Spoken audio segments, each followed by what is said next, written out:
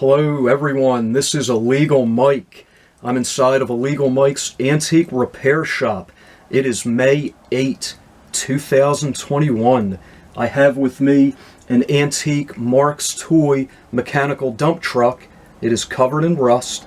I'm going to conduct an experiment using baking soda and water. I'm going to test to see whether the concoction will eliminate that rust. Here's the truck, mechanical action dump right there. The paste made with baking soda and water. I'm going to turn it on its side.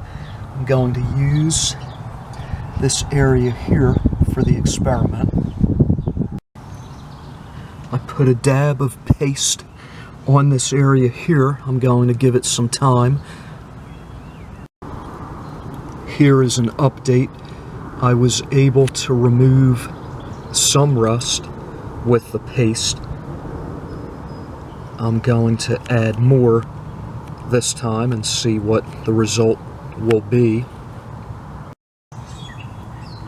I have saturated this entire area with baking soda and water. I'm going to give this some time and see what kind of work the paste can do.